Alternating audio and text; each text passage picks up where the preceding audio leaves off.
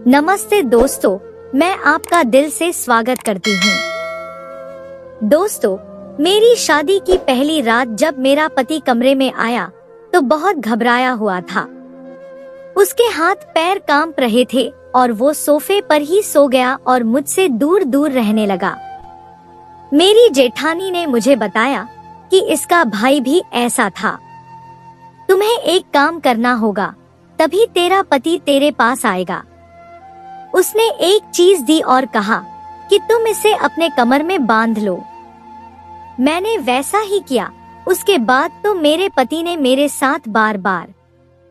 दोस्तों, आगे कहानी बहुत ही मजेदार होने वाली है। कृपया कहानी को पूरा सुनिए।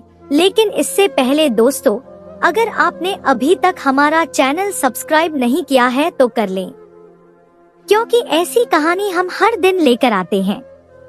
दोस्तों, मेरी उम्र 20 साल हो गई, तो अब घर वालों ने शादी करवाने के बारे में सोचा और रिश्ता देखने लगे थे। मैं शादी नहीं करना चाहती थी, लेकिन माँ बाप की बातें सुनकर थक गई थी, क्योंकि मेरी एक बहन पहले ही भाग चुकी थी। मुझे ऐसा लगता है कि गलती मेरी बहन की थी। मेरी बहन आम शक्ल सूरत की मालिक थी। उसकी पढ़ाई भी पूरी हो गई थी और वो कोई नौकरी भी नहीं करती थी। इस वजह से मेरे माँ बाप ने उसे घर में बैठाया हुआ था। कहते थे कि रिश्ता अच्छा होना चाहिए, हमारी बेटी के लायक का होना चाहिए। लेकिन इस सब में मेरी बहन की उम्र निकल रही थी। मैं अपनी बहन से पूरे 9 साल छोटी थी। मेरे बाबूजी बहुत देर कर रहे थे। मेरी बहन ने किसी को पसंद कर लिया और बताया। मेरे बाबूजी ने कहा कि ऐसा बिल्कुल नहीं हो सकता। एक क्लर्क से तुम्हारी शादी बिल्कुल नहीं करवाने वाले, इसलिए तुम ये बात दिल से निकाल दो। देखा जाए तो क्लर्क में क्या बुराई थी। वो कहते थे कि हम तुम्हारी शादी किसी अफसर से करवाना चाहते हैं और तुम क्लर्क का रिश्ता लेकर आ रही हो। उसे बहुत बातें सुनाई और कहा कि अगर मोहब्बत ही करनी थी तो किसी सही जगह करती। वो कहती थी कि सारी बात पैसे की है। जिसके पास पैसा होता है, काला हो और वो कहे कि सफेद रंग का है, तो सब मान लेते हैं। रिश्तों का कोई मोल नहीं होता। मेरी बहन ने 2 से 3 दफा हम सब से बात करने की कोशिश की, लेकिन उसके बाद वो खामोश हो गई। और 1 महीने बाद उसने कहा कि मुझे फिर पार्लर का कोर्स करवा दो, ताकि मेरे हाथ में कोई हुनर तो हो। माँ बाप इस बात को भी नहीं मान रहे थे। फिर मैंने थोड़ी रिक्वेस्ट कर दी तो मान ही गए। मेरी बहन एक दिन पार्लर गई और अगले दिन भी, पर फिर वहाँ से वापस न आई। उसका फोन भी बंद था। यहाँ तक कि उसके फोन की लोकेशन निकलवानी पड़ी, जो किसी दूसरे शहर की आ रही थी।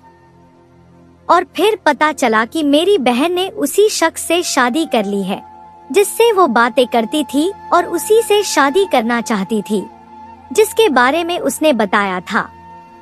जब वह चुप हो गई तो हमें लगा कि ये बात उसके दिल से निकल गई है। लेकिन कहते हैं ना कि औरत के दिल की गहराई समंदर की गहराई से भी ज्यादा गहरी होती है। समंदर की गहराई को तो नापा जा सकता है, लेकिन औरत के दिल की गहराई को नहीं। उसके दिल में हजारों बातें होती हैं, जो शायद कहीं खो जाती हैं, लेकिन रहती अंदर ही हैं। उसने बड़ी चालाकी से हम सबको बेवकूफ बना लिया, क्योंकि शायद हम लोग इसी काबिल थे। मेरे माँ बाप ने उससे सारे रिश्ते तोड़ दिए और कहा कि तुम जैसी लड़कियाँ जो अपने घर से भाग कर आती हैं, ससुराल में कभी उनकी इज्जत नहीं होती। हम दुआ करते हैं कि तुम्हारी भी बेटी पैदा हो, ताकि तुम्हें पता चले बेटियों का दुख क्या होता है। वो भी उनका दुख जिनकी बेटियां तुम्हारी जैसी निकलती है। कसम से मेरी बहन बहुत अच्छी थी, संस्कारी थी। उसने सारा घर संभाला हुआ था। मैं तो फिर भी थोड़े बहुत फैशन कर लेती थी, लेकिन वो बहुत ही सुशील थी।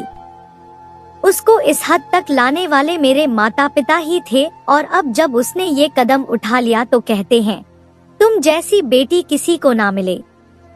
इतनी बुरी बात है कि आप एक अच्छे इंसान को बुरा बना दो और फिर कहोगे तुम तो बुरे हो। मेरे बाबा लड़की की शादी बहुत सोच समझकर करने के कायल थे, लेकिन इस वाक्य के बाद वो बस मेरी शादी करवा देना चाहते थे। उनका कहना था कि लड़कियां माँ बाप के लिए बदनामी की वजह बनती हैं और मैं इसकी शादी जल्दी करवा देना चाहता हूँ। बस इस जल्दी जल्दी में उन्होंने मेरे लिए रिश्ता ढूंढ लिया, जिसका ना सिर था ना पैर, क्योंकि दूर दूर तक उनसे हमारा कोई वास्ता ही नहीं था। ना हम उन लोगों को जानते थे, ना ही हमने उन लोगों के बारे में कोई पूछताछ करवाई। बस जल्दी जल्दी मेरी शादी हो गई। मैंने अपने माँ बाप से कहा कि दीदी भाग गई है, मैं तो यही हूँ, तो मुझे किस बात की सजा दे रहे हो? उन्होंने कहा कि वो तो बड़ी अच्छी बनती थी ना, कोई फैशन नहीं करती थी, ना लिपस्टिक लगाती थी, ना घर से बाहर निकलती थी, ना उसकी कोई दोस्त थी। पूरा दिन एक पंछी की तरह घर में ही पड़ी रहती थी। सुबह सवेरे उठकर भगवान की पूजा किया करती थी। कितनी अच्छी बनती थी। हम कहते थे कि कितनी मासूम है हमारी बेटी, और वो ही भाग गई, वो भी हम सबको बेवकूफ बनाकर। और तेरे पास तो इतना बड़ा मोबाइल है, तू तो पूजा पाठ में भी कोई दिलचस्पी नहीं रखती, दोस्तों से मिलने इधर उधर भी जाती है, और फैशन तो तेरे वैसे ही खत्म नहीं होते। जब उसने हमारे साथ ये किया तो तू हमारे साथ क्या कुछ नहीं कर सकती। मेरे घर में हमेशा मेरी बहन के बारे में बुरी बातें होती थी। घर से वो भाग गई थी, लेकिन उसकी सजा मुझे मिल रही थी। फिर भी मैं अपनी बहन से नफरत नहीं करती थी, क्योंकि मुझे लगता है अगर मैं उसकी जगह होती तो शायद मैं भी ऐसा ही करती। बल्कि उसने तो बहुत बर्दाश्त किया, बहुत साल सही। मैं तो शायद पहले ही भाग जाती। ऐसे माँ बाप जो आपसे अपने काम करवाने के लिए आपको घर पर रखें और आपके बारे में कोई अच्छा फैसला ना करें, उनके साथ यही होना चाहिए। लेकिन ये बात किसी को भी मालूम नहीं थी कि मैं अपनी बहन के साथ संपर्क में थी। वो जैसी भी थी, पर वो मेरी इकलौती बहन थी, वो भी मुझसे 9 साल बड़ी, जिसने मुझे माँ बनकर ही पाला था। मैं उससे कभी कभी हालचाल पूछने को बात कर लेती थी। उसका भी वही हाल था कि ससुराल वाले तो वाकई बहुत बुरे थे, लेकिन पति अच्छा था, ख्याल रखता था। जब मैंने उसे ये सब बताई तो वो कहने लगी कि तुम्हारे साथ बिल्कुल अच्छा नहीं हुआ, मैं भी तुम्हारी गुनहगार हूँ, मुझे माफ कर दो। इस बात पर तो वाकई मैं उस पर भी गुस्सा थी, लेकिन पहले ही वो परेशान रहती थी, इसलिए उसे कुछ ना कहा।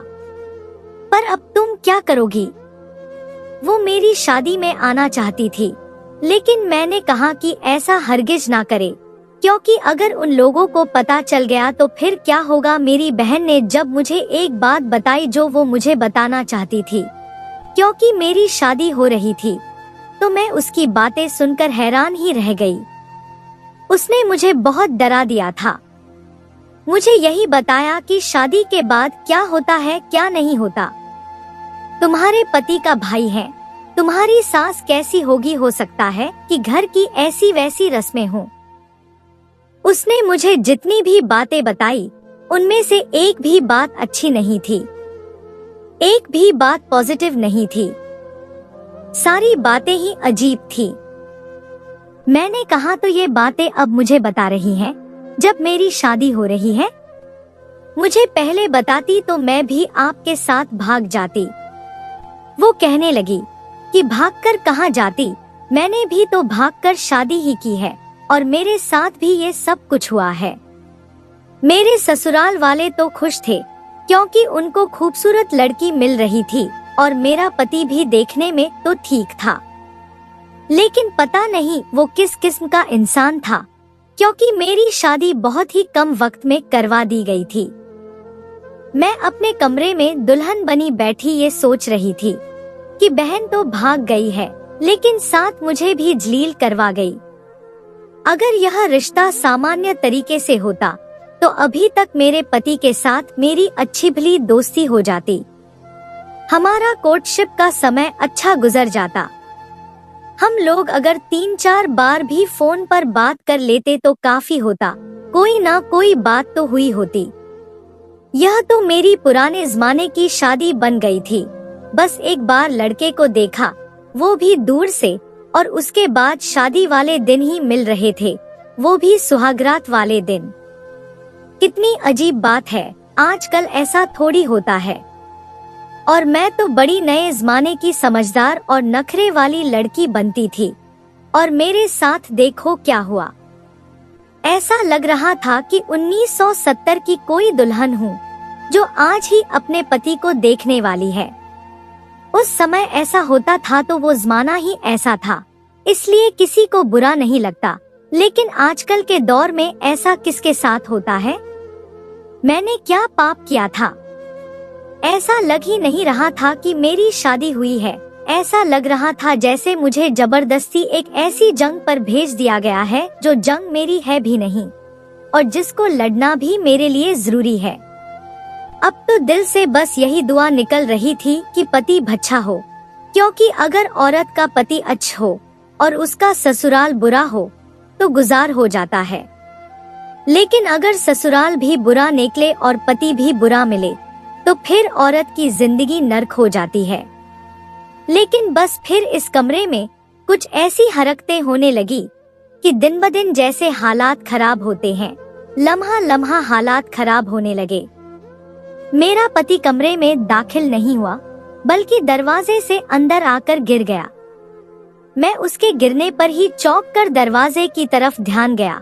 मुझे लगा कि उसके दोस्तों ने उसे धक्का दिया होगा। ऐसे मौके पर दोस्त और कजिन हंसी मजाक करते हैं। उन्होंने मजाक में कह दिया होगा कि जाओ, तुम्हें तो बड़ी जल्दी है। लेकिन पीछे कोई भी नहीं था। लगता है मेरे पति का पांव फिसल गया था। मुझे शक हुआ कि कहीं मेरे पति ने शराब तो नहीं पी रखी, जो अभी से ही उसके कदम लड़खड़ा रहे हैं। कुछ लोग शादी की खुशी में शराब पी लेते हैं और शराब पीकर ही अपनी पत्नी के पास आते हैं, और यह सब कुछ सामान्य होता है। उनके दोस्त उन्हें शराब पिला देते हैं। यह दोस्त सबसे बुरे होते हैं। जब शादी होती है तो एक भी अच्छा काम नहीं करते, या तो शराब पिला देते हैं, या बुरे बुरे मशवरे देते हैं, या फिर आदमी का दिमाग खराब कर देते हैं, अच्छा काम नहीं कर सकते। लेकिन ऐसा कुछ नहीं था। मेरा पति आकर मेरे सामने बैठ गया, जबकि मैंने अपने पति के पीछे दीवार की तरफ देखा और उसे याद दिलाया कि पीछे तो देख लो। मेरा मतलब था कि दरवाजा तो बंद कर दो। दोनों दरवाजे खुले हुए थे और उन पर पर्दा भी नहीं था। मेरे पति ने ऐसी शक्ल बनाई जैसे बहुत ज्यादा कंफ्यूज हो गया हो और जाकर दरवाजा बंद कर दे।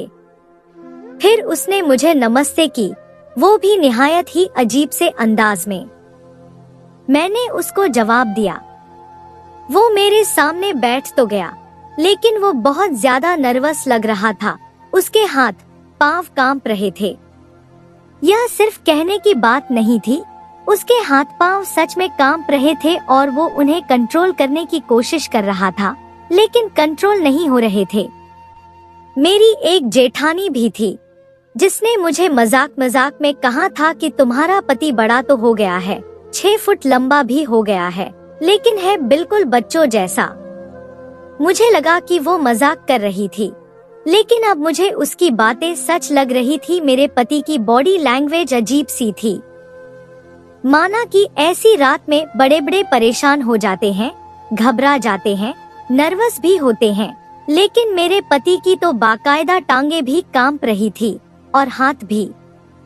उसने जब मुझे गिफ्ट दिया तो उसके कांपते हुए हाथों की वजह से वो गिफ्ट ही जमीन पर गिर गया, और मेरे लिए जो वो सर पर पहनने वाला एक ताज लेकर आया था वो टूट गया। यानी कोई इतना भी क्यों डरा होगा कि डर की वजह से अपनी पत्नी के लिए लाया हुआ तोहफा भी तोड़ दिया। मतलब मैं क्या उसको कुछ और कहने वाली थी, या मैं कहती कि जो तुमने सबक याद किया है वह सुनाओ, नहीं तो तुम्हें मार पड़ेगी। वह वाकई ऐसे डर रहा था जैसे हम लोग टीचर के सामने डरते थे। बल्कि अब तो कोई टीचर के सामने भी ऐसे नहीं डरता है। पत्नी तो आपकी दोस्त होती है, हमराही होती है, हमसफर होती है। मुझसे इतना ज्यादा डर गए थे, क्या जरूरत थी? मैं तो खुद थोड़ी नर्वस भी थी और परेशान भी थी, लेकिन मेरे साथ तो ऐसा कुछ नहीं हो रहा था। मैंने अपनी जिंदगी में कोई ऐसा मर्द नहीं देखा था जो मर्द होकर इतना घबरा रहा हो। ताज के ऊपर सोने के छोटे छोटे फूल बने हुए थे। गिफ्ट तो वाकई बहुत प्यारा था, लेकिन उसने पहले ही दिन खुद ही वह गिफ्ट तोड़ दिया। फिर वह गिफ्ट मुझे देने के बजाय बोला कि मैं सुबह इसको ठीक करवाने के लिए दे दूंगा, यह जल्दी ठीक हो जाएगा। उसने गिफ्ट वापस डिब्बे में डालकर एक तरफ रख दिया। मैं तो उसको देख भी न पाई। मुझे मेरी जेठानी ने कहा था कि हम लोग तो अंगूठी बनवाने वाले थे, लेकिन तुम्हारे होने वाले पति के दिमाग में कुछ और चल रहा है। वह कह रहे थे कि मैं कोई अलग चीज बनाऊंगा, जैसा किसी ने किसी को नहीं दी होगी। और मुझे शक पड़ गया था कि शायद वह ताज बनवा रहा था। अपनी पत्नी को पहली रात ताज पहनाने का यही मतलब होता है कि आज से तुम मेरे घर की और मेरे दिल की रानी हो। अगर वह चाहता तो इस लम्हे को कितना खूबसूरत बना सकता था, लेकिन उसके डर और घबराहट में यह लम्हा ही खराब हो गया। अब यह लम्हा पलटकर आने वाला नहीं था। औरत लम्हों को जीने वाली प्राणी होती है, वह छोटी छोटी बातों को महसूस करती है। मुझे बड़ा बुरा लगा। उसूल के मुताबिक अब उसको मेरी तारीफ करनी चाहिए थी, लेकिन उसने मेरी कोई तारीफ न की और कहने लगा कि आप थक गई होंगी, आप आराम करें, मैं थक गया हूँ, मैं मुंह धोकर आता हूँ, आप भी अपना मेकअप उतार लें। सुना है दुल्हन का मेकअप उतारने में 2 से 3 घंटे तो लग जाते हैं। मैंने कहा कि यह आपसे किसने कह दिया? तो कहने लगा कि जब मेकअप करने में 2 से 3 घंटे लगते हैं, तो फिर उतारने में भी तो उतना ही वक्त लगेगा। काश कि वह मजाक कर रहा होता, लेकिन यह मजाक नहीं था। वह अजीब से लहजे में बोल रहा था जैसे तंज कर रहा हो। खैर, वह थोड़ी देर बाद बाथरूम में चला गया और 2 मिनट के बाद बाहर आ गया। अब मैं अंदर चली गई। अब मेरी कोशिश थी कि मैं जल्दी जल्दी अपना मेकअप साफ करके बाहर आ जाऊं, ताकि उसे पता चले कि 2 से 3 घंटे नहीं लगते, बस 20 मिनट का काम है। लेकिन मेरे साथ हुआ यह कि मेरा मेकअप नहीं उतर रहा था और मुझे 40 मिनट लग गए। लेकिन जब बाहर आई तो सामने का मंजर देखकर पैरों तले से जमीन निकल गई और मुंह खुला का खुला रह गया, क्योंकि वहाँ पर इस कमरे में एक और मुंह खुला हुआ था और वह था मेरे पति का, जिससे खर्राटों की आवाज आ रही थी। मेरा पति सोफे पर सो रहा था, टांगे उसकी जमीन से लग रही थी, क्योंकि वह 6 फुट लंबा इंसान था और इतनी गहरी नींद सो रहा था कि उसके खर्राटे पूरे कमरे में गूंज रहे थे। सच कहते हैं कि लंबे लोगों की अक्ल उनके घुटनों में होती है। शायद मेरे पति के साथ भी यही मामला था। मैं 2 मिनट तो उसे खड़े होकर देखती रही और फिर जाकर बिस्तर पर बैठ गई। एक तो ऐसी जबरदस्ती की शादी, ऊपर से इतना नासमझ पति। पता नहीं मेरी जिंदगी किधर जा रही थी। मुझे तो अपनी बहन पर रश्क आ रहा था कि अपनी पसंद के इंसान के साथ भागकर ही सही उसने शादी तो कर ली। पीछे घर वाले उसे गालियां तो देते थे, उसे बुरा भला तो कहते थे, लेकिन वह सुनने के लिए वहां मौजूद तो नहीं थी। उसे क्या पता था कि उसके पीछे क्या हो रहा था। वह तो अपनी जिंदगी गुजार रही थी और यही सबसे अच्छी बात थी। वह मुझे अपने पति के बारे में बताती थी, यानी मेरे जीजा जी के बारे में कहती थी कि बहुत ही अच्छे हैं, बहुत मेरा ख्याल रखते हैं। उन्होंने भी मेरी बहन को बहुत अच्छा तोहफा दिया था और बड़े प्यार से रखा हुआ था, बहुत प्यार करते थे उसके साथ। ऐसे बातें बताती थी कि मेरे दिल में ही बात आ गई थी कि बस पति अच्छा होना चाहिए, बाकी चाहे सारा समाज और सारी दुनिया आपके खिलाफ हो जाए, लेकिन आपका पति आपके लिए अच्छा होना चाहिए। और अगर ऐसा हो तो जिंदगी खूबसूरत हो जाती है। यहाँ पर मेरे माँ बाप की मर्जी से यह शादी हुई थी और मेरे पति के घर वालों की मर्जी से भी हुई थी। हम लोगों ने इस समाज का कोई उसूल नहीं तोड़ा था, लेकिन मुझे लगता था कि मेरा पति वैसा नहीं था जैसा पति हर औरत चाहती है, जैसा मेरी बहन चाहती थी। उसको तो वैसे मिल गया लगता है। अपनी पसंद की शादी करने के लिए कुर्बानी देनी पड़ती है। मुझे तो कुर्बानी देने का भी वक्त नहीं मिला।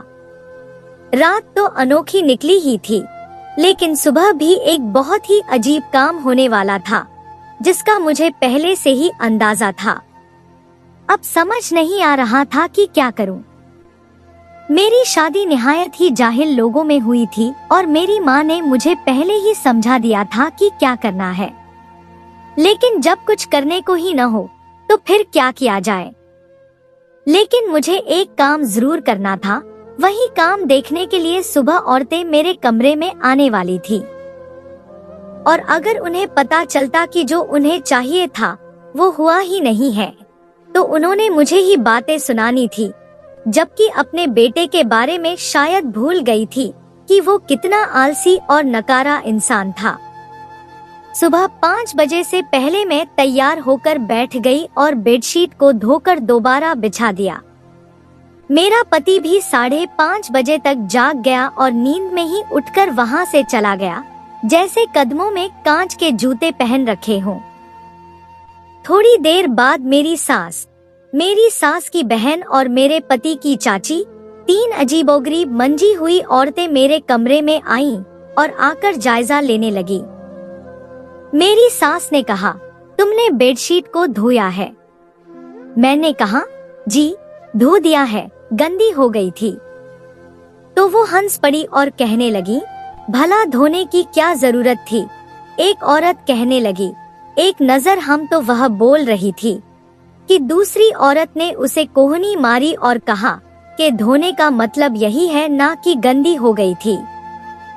हम यह कह रहे थे कि तुम्हें धोने की क्या जरूरत थी, हम खुद धो लेते।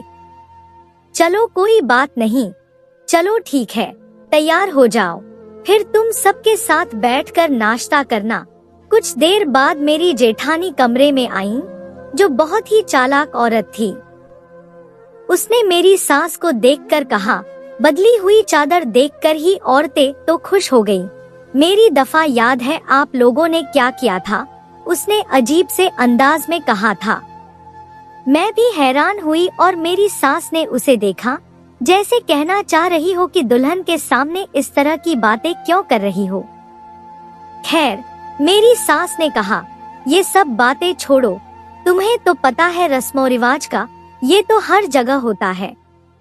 तुम इसको तैयार करो और नीचे ले आओ, इसके माँ बाप आने वाले होंगे, नाश्ते का वक्त हो गया है। वो औरतें वहाँ से हंसते मुस्कुराते एक दूसरे के कानों में बातें करते हुए चली गईं और मेरी जेठानी ने मुझे सर से लेकर पांव तक देखा।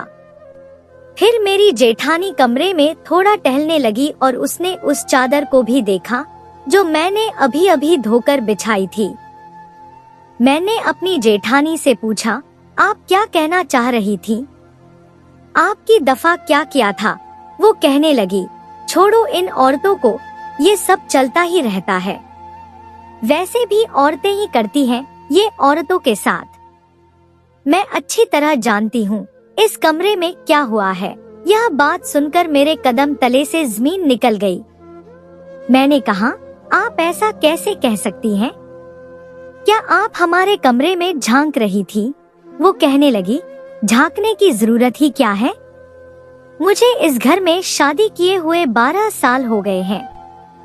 तुम्हारे पति की रग रग से वाकिफ हूँ, वो किस तरह का इंसान है। और तुमने सारे कमरे को बड़ी अच्छी तरह साफ किया, यहाँ तक कि चादर भी धोकर डाल दी। लेकिन इस सोफे पर जो तकिया रखा है, कम से कम उसको उठा लेते, वरना सोफे के ऊपर तकिया का क्या काम है, ये तो तुम भी अच्छी तरह जानती हो और मैं भी। मेरी जेठानी के सामने मैं ऐसे नर्वस हो रही थी जैसे वो कोई वकील हो और मैं कोई बहुत ही अनाड़ी सा मुजरिम।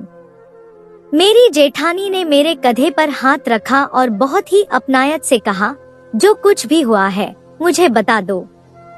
मैं भी तुम्हारी तरह ही इस घर की बहू हूँ और इस घर के लोग बहू के साथ अच्छा सुलूक नहीं करते। तुम्हें तुम्हारी खूबसूरती देखकर लाए हैं ताकि सबको दिखा सके कि मुझसे ज्यादा खूबसूरत बहू मिल गई है। मैंने अपनी जेठानी को सब कुछ बता दिया, क्योंकि मैं इतना तो समझ गई थी कि वो आधी बात जानती थी, आधी बात छुपाकर मुझे क्या करना था। मैंने उससे कहा, मैं बहुत परेशान हूँ, मुझे मेरे पति की बिल्कुल समझ नहीं आई। उसने तो मुझसे कोई बात भी नहीं की। वो ठीक तो है ना? कहीं वो कोई मानसिक रोगी टाइप इंसान तो नहीं है? क्योंकि मुझे तो उसमें सामान्य लोगों वाली कोई बात नजर नहीं आई। मेरी जेठानी ने कहा, वो मानसिक रोगी नहीं है, लेकिन वो इस तरह का ही है। वो शादी नहीं करना चाहता था। उसने अपने माँ बाप के सामने नाक रगड़ दी कि मेरी शादी मत करवाओ, मैं शादी नहीं करना चाहता हूँ।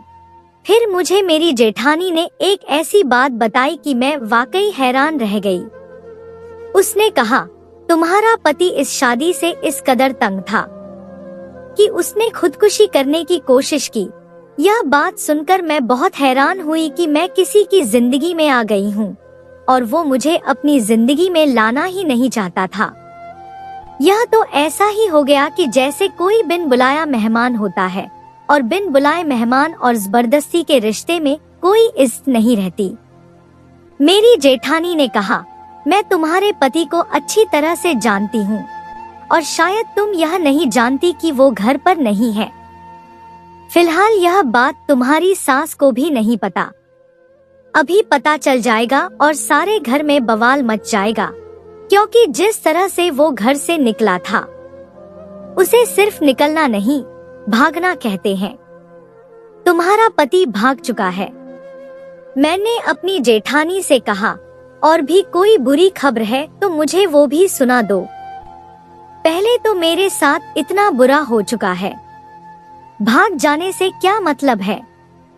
क्या वो भाग गया है? उसने कहा, जिस तरह शादी से इनकार किया था और फिर जो उसने सुलूक किया, जाहिर है वो तुम्हारे साथ रहना नहीं चाहता, लेकिन इन लोगों के सामने बेबस हो गया था। मौका देखकर लगता है वो भाग गया। थोड़ी देर बाद मुझे नीचे से शोर की आवाज आई। मेरी जेठानी मुझे अजीब नजरों से देख रही थी, जैसे कह रही हो, देखो मैंने कहा था ना। और फिर एक लड़की ऊपर आई और उसने आकर मेरी जेठानी के कान में कुछ कहा और मेरे कमरे का दरवाजा बंद करके चली गई।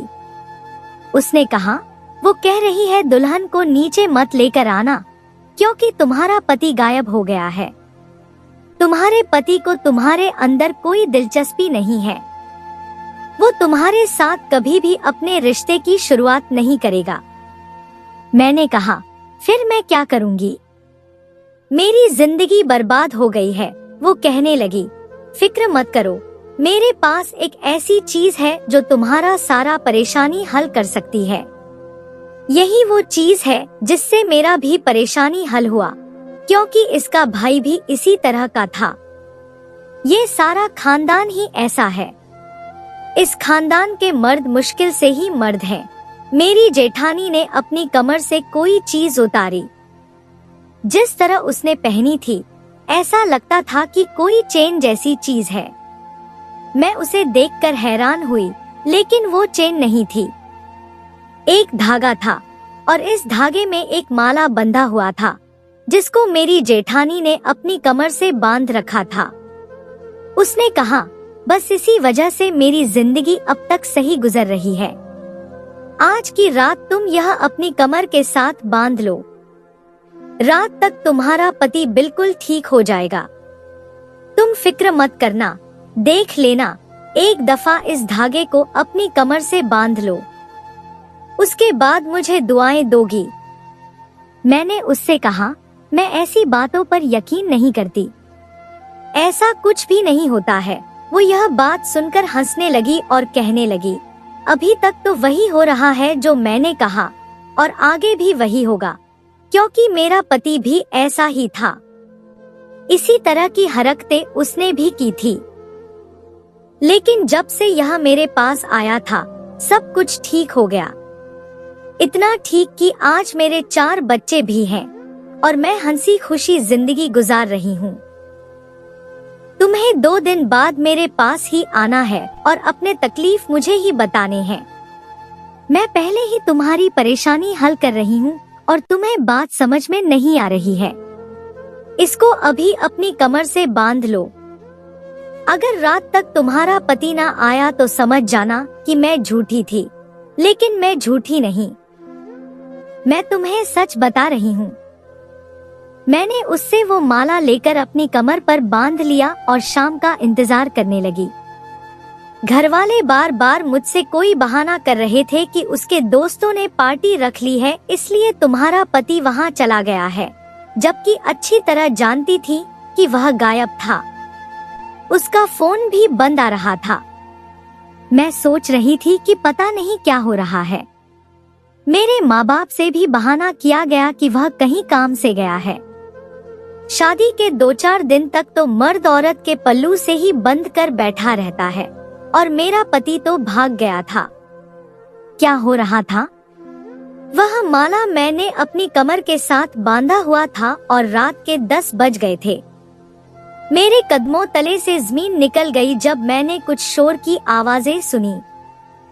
शायद वह वापस आ गया था। मेरी सास बुरी तरह उसे डांट रही थी और मेरी सास की बहन भी। पागल हो क्या? कहाँ चले गए थे? क्या करते रहते हो तुम? वह कोई जवाब नहीं दे रहा था। मेरे पति की कोई आवाज नहीं आ रही थी। मेरे पति को अच्छी तरह समझाया बुझाया और कहा, जाओ अपने कमरे में चले जाओ। जब मेरा पति कमरे में आया तो साथ मेरी सास भी थी और उनके हाथ में एक ट्रे में खाना भी था। मेरी सास ने कहा, लो तुम्हारे पति को ले आई हूँ। उन्होंने कहा, अब दोस्तों को छोड़ दो और पत्नी को वक्त दो। इतनी अच्छी पत्नी मिली है किस्मत से और ये दोस्तों के पीछे ख्वार होता फिर रहा है। चलो कोई बात नहीं, तुम लोग आराम से खाना खाओ। अब ये ऐसा कुछ नहीं करेगा, तुम्हें भी शिकायत का मौका नहीं देगा। मैं भी अपनी सास के सामने ऐसे ही पेश आई कि जैसे ऐसी कोई बात नहीं है और मुझे तो कोई दिक्कत ही नहीं है, जबकि मेरे दिमाग में तो तूफान मचा था। मेरे पति ने भी मुझसे माफी मांगी और कहा, तुम मुझे माफ कर दो और आओ मिलकर खाना खाते हैं। मैं बाथरूम में चली गई और खुद को थोड़ा रिलैक्स कर लिया कि चलो कोई बात नहीं। बाहर आई तो हमने मिलकर खाना खाया और इसके बाद हम सो गए। पर सुबह मेरी आंख शोर पर खुली। कोई हमारा दरवाजा तोड़ने की कोशिश कर रहा था। मैं हैरान हुई कि यह क्या हो रहा है। मुझे मेरा सिर बहुत भारी महसूस हो रहा था। आंखों के आगे अंधेरा छा रहा था। कुछ समझ नहीं आ रही थी कि मेरे साथ हुआ क्या है। मैं बहुत थकी हुई थी। मेरी टांगों में बहुत ज्यादा दर्द हो रहा था। मेरा सारा शरीर ही मुझे भारी महसूस हो रहा था कि अचानक मेरी नजर बेड पर पड़ी तो कदमों तले से जमीन निकल गई। मेरे ससुराल वाले दरवाजा तोड़कर कमरे में आ गए और सामने का नजारा देखकर हैरान रह गए। बेडशीट खून से भरा हुआ था, क्योंकि मेरे पति ने आत्महत्या कर ली थी। मेरे पति के पास एक खत भी पड़ा था जो मैंने ही उठा लिया। यह देखकर मेरे हाथ पांव कांपने लगे। मुझे कुछ समझ नहीं आ रहा था। मेरी सास बुरी तरह रो रही थी। मेरे पति ने शायद खाने में नींद की दवा मिला दी थी जब मैं बाथरूम में हाथ मुंह धोने गई थी, इसीलिए मैं बेहोश हो गई और मुझे पता भी नहीं चला कि कब उसने अपने साथ यह सब कर लिया। उसने खत में लिखा था, हाँ, मैंने खुदकुशी की है क्योंकि किसी और से मोहब्बत करता हूँ। वह लड़की लोगों के घरों में काम करती है, एक नौकरानी है। बिल्कुल भी प्यारी नहीं है, ना ही पढ़ी लिखी। उसके पिता का भी पता नहीं था और उसकी माँ भी एक नौकरानी थी। मैंने यह बात सिर्फ अपनी माँ को बताया था कि उससे मोहब्बत करता हूँ और उसके बिना नहीं रह सकता, लेकिन माँ ने मेरी बात नहीं मानी और मेरी शादी किसी और से करवा दी। मैं उसके साथ बेवफाई नहीं कर सकता। उसी से मिलने गया था, लेकिन जब उसे पता चला कि मेरी शादी हो गई है तो वह भी इस दुनिया से चली गई। वह मोहब्बत में सच्ची थी, मैं भी मोहब्बत में सच्चा हूँ। हम दोनों की मौत की जिम्मेदारी मेरी माँ पर है। मैं अपनी पत्नी से माफी मांगता हूँ। आप सब लोग मुझे माफ कर देना। मैं फूट फूट कर रोने लगी और हम सारे रोते रह गए। इसमें गलती मेरी सास की थी, जिसने अपने बेटे की बात ना मानी। जब उसे पता था कि उसका बेटा इस किस्म का जज्बाती है, तो उसकी बात मान लेनी चाहिए थी। इस बात का अफसोस करने के लिए मेरी बहन आई। मेरे माँ बाप ने मेरी बहन को भी माफ कर दिया और मुझसे भी माफी मांगी कि उन्होंने जल्दी जल्दी में मेरी शादी करवा दी थी। अफसोस तो मुझे इस बात का था कि उसे अपनी मोहब्बत भी ना मिल सका। जवानी में इस दुनिया से चला गया और उसे उसकी मोहब्बत भी ना मिल पाई। तो दोस्तों, यह थी हमारी आज की कहानी। आपको सुनकर कैसी लगी हमें कमेंट करके जरूर बताएं और हमारी वीडियो को ज्यादा से ज्यादा अपने दोस्तों में शेयर करें और हमारे चैनल को भी सब्सक्राइब कर लें ताकि आने वाली वीडियो का नोटिफिकेशन आप तक तुरंत पहुंचे। मैं मिलती हूं आपसे अगली वीडियो में, तब तक के लिए धन्यवाद।